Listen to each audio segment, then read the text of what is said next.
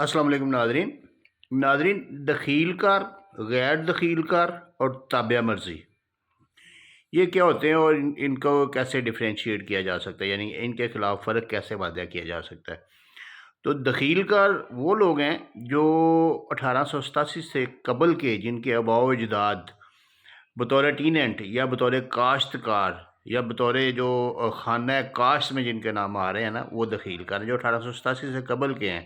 اور 1952 کے ایکٹ آنے سے قبل کے، یا 1952 کے ایکٹ میں جن کو بطور دخیل کار وہ ان کو شامل کیا گیا اور ان کو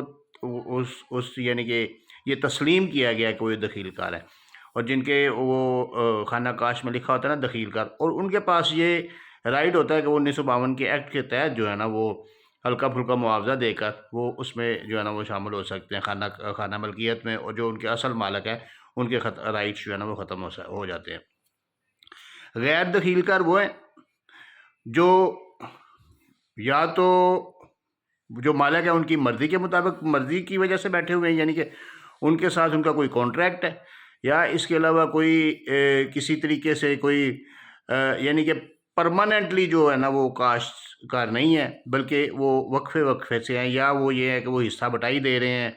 یا اس طریقے سے، یعنی کہ جو پرماننٹلی نہیں ہے، جو ریسنٹ ہوئے ہیں، یا کوئی 3 سال کے کانٹریکٹ پہ ہوئے ہیں، کوئی 10 سال کے کانٹریکٹ پہ ہوئے ہیں، کوئی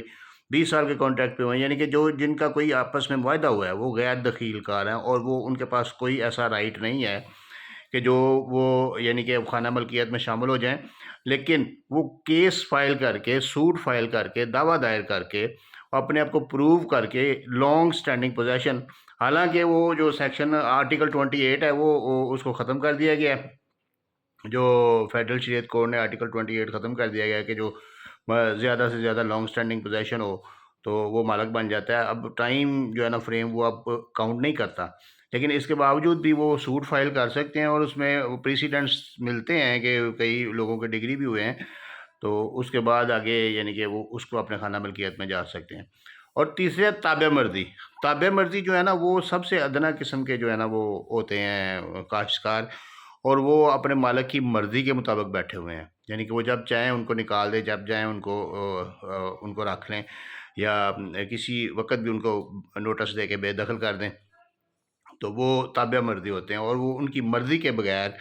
وہ خانہ ملکیت میں کبھی بھی شامل نہیں ہو سکتے، کسی صورت بھی شامل نہیں ہو سکتے۔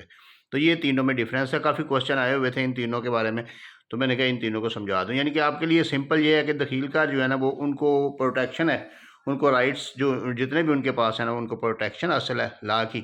اور ان کو نکالنا کوئی اتنا آسان کام نہیں ہے، وہ نکال نہیں سکتا مالک ان کو۔ اور جو غیر دخیل کار ہیں ان کو نوٹس دے کے یا اپنی ضرورت کے لیے یا کاشتکاری کے لیے وہ نکال سکتا ہے،